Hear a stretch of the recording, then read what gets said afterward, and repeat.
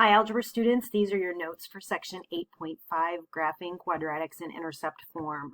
So the good thing about this section is it incorporates a lot of review from Chapter 7. So if you remember, we spent most of our time in Chapter 7 factoring quadratics. Remember, a quadratic function in standard form is written as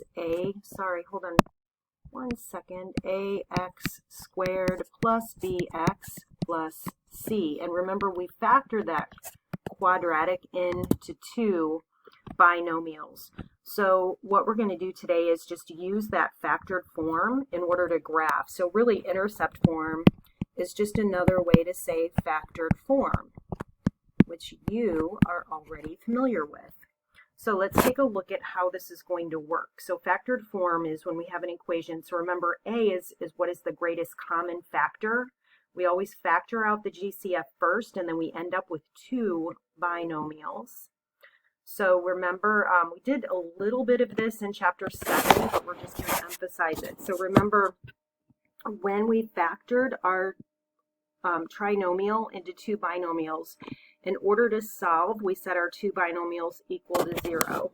So our x-intercepts were whatever the solutions were for each of those. So to find our x-intercepts, if we factor it, we know that one of those is just going to be p, and one of those is going to be q. Okay, so think if we set x minus p equal to 0, and then we say x minus q equals 0, then our solution would be p and q. So those are our two solutions. And remember, a cannot equal 0, so that's not even an option. So that's why anytime you have a greatest common factor, it just gets thrown out. Okay, so to find our axis of symmetry, remember axis of symmetry is that halfway point. So really what we're doing is we're taking the average, I'm just going to abbreviate here, of the x-intercepts. Okay, so remember, your calculator used to do this for you, but without your calculator, it's a simple equation. So to find this, remember, our axis of symmetry is always an x equals equation. So it's p plus q divided by 2. Okay, so remember, it's this is review from previous learning. It's the x coordinate of the vertex. Okay. So in order to find our vertex, remember that's an ordered pair. So if we know the axis of symmetry, then we can plug in the axis of symmetry for x and just solve for y. And that'll give us our ordered pair. Okay, and then to find our y-intercept, again, this goes back to our previous learning, so it's not anything new. You set x equal to 0 and solve for y. And we did this in previous sections. Okay, so let's take a look at how all this is going to work. So here's our first example down here. So first of all, notice this particular equation is already in factored form. So our two factors are x minus 2 and x plus 4. So if we say, and this is really what I'm doing in my head, I'm saying if x minus 2 equals 0 and x plus 4 equals 0. You don't need to write that every time, but I just want you to think about that. So our solution here would be 2, 0. So that's our first x-intercept. And over here, it would be negative 4, 0. Notice that a, which right here is technically just 1, is positive. So this is going to open up to find our axis of symmetry. Remember, it's our p plus q divided by 2. So 2 plus negative 4 divided by 2, that gives us negative 2 over 2, which is negative 1. So we're going to do all of these calculations first before we put anything on our graph. So we're going to go down here to our vertex. Okay, so to find our vertex, remember, we're taking our axis of symmetry. We're putting that in place of 1. Sorry about that. So in place of x would be negative 1 minus 2 times negative 1 plus 4, which gives me negative 3 times 3, and that gives me negative 9. So remember, this is a y equals. So y equals negative 9, and we already know that our x equals negative 1. So our vertex is at negative 1, negative 9. And to find our y-intercept, remember we're going to put 0 in place of x this time. So 0 minus 2 times 0 plus 4. So that gives us negative 2 times 4. So y is equal to negative 8. So when x is 0, y is negative 8. Okay, and then we just take all of that information and put it on our graph over here.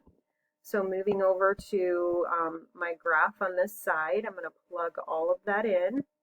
We have an intercept here at 2, 0. We have one at negative 4, 0.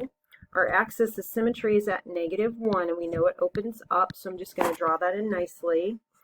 Our y-intercept is at negative 1, negative 9. Sorry, so not our y-intercept, our vertex.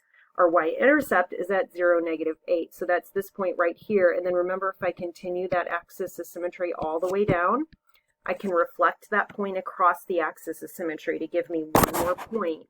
And then I'm going to draw in that parabola nice and smooth so that it passes through all of these points. Okay, yours can look a lot nicer than that. This, of course, has a minimum value. Our domain is still all real numbers. And let me scoot up here. And we'll do our range is y is greater than or equal to negative 9. Okay, so we have two more of these that we're going to take a look at, and you'll notice that both of these are also already in factored form. So if you look at this one, notice the value of a right here in the front is negative. So this one I know immediately is going to open down. So that's important to note. And then my two factors are x minus 5 and x minus 1. So if I were to set those equal to 0, my first x-intercept would be at 5, 0. And then my second x-intercept would be 1, 0. Okay, so again, I'm saying if x minus 5 equals 0 and x minus 1 equals 0. So I shouldn't be skipping that part to make sure you understand. Okay, our axis of symmetry, remember, is set equal to p plus q divided by 2. So in this case, it's 6 over 2, which is 3, so that means x is equal to 3. Whoops, that's just an x equals equation.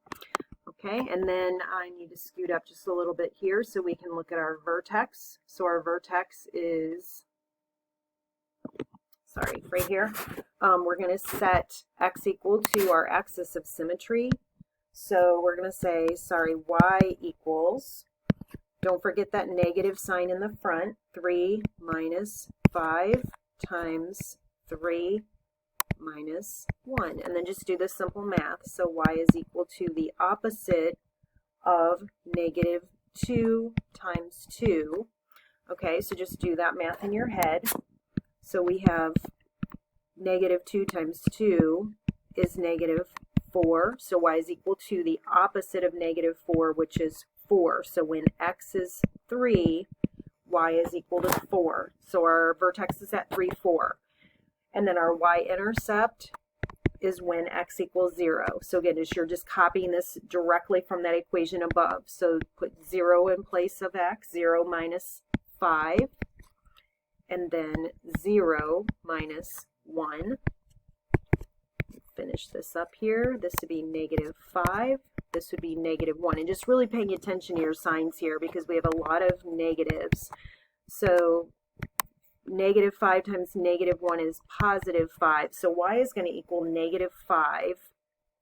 So when that means when x is 0, y equals negative 5. Okay, so let's plot all this on our graph. So we have an x-intercept at 5, 0. Whoops, we don't want to do that. We have one at positive 1, 0. Our axis of symmetry is at x equals 3. So that's that halfway point right there. Our vertex is at 3, 4. So actually I didn't need to go up that high with my line there. And then my y-intercept is at 0, negative 5. So I'm actually going to bring this axis of symmetry down so I can reflect that point. So it's 3 units away on the left, so 3 units away on the right. Gives me a point there, and then let's just draw our smooth curve. Domain is all reals. This one, of course, has a maximum because it opens down, and then the range for this one is y is less than or equal to positive 4. Okay. All right, do you want to try this one on your own? Well, actually, maybe not, because this one's a little bit different. So it does have a, it is in factored form here.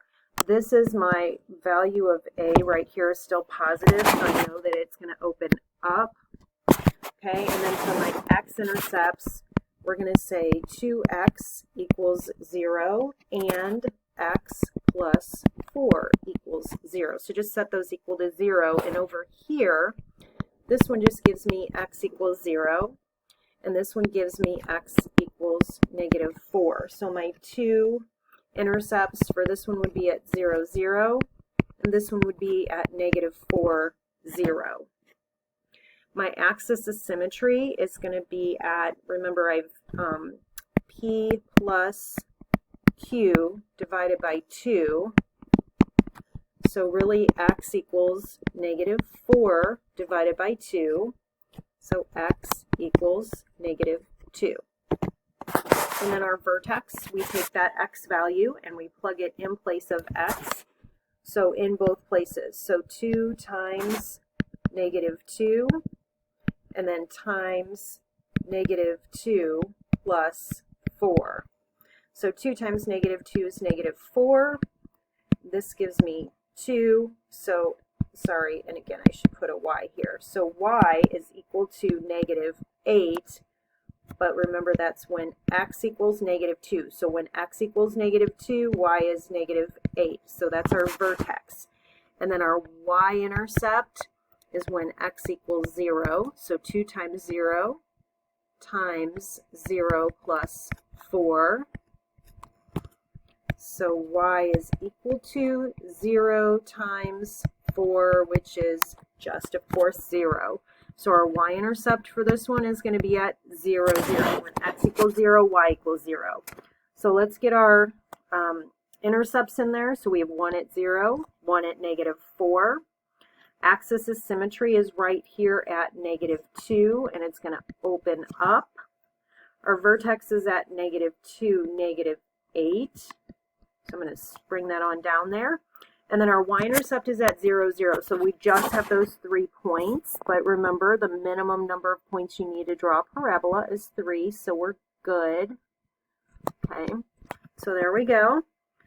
This graph, of course, has a minimum. I'm going to scoot up a little bit. It does have a minimum. Our domain is still all reals. And our range is y is greater than or equal to negative 8. All right, friends, I'm a little bit over on time, but I think you're fine. That's 13 minutes. Go ahead and try 8.5 Day 1 practice, and you'll submit that to Canvas when you are finished. Thanks, and have a great afternoon.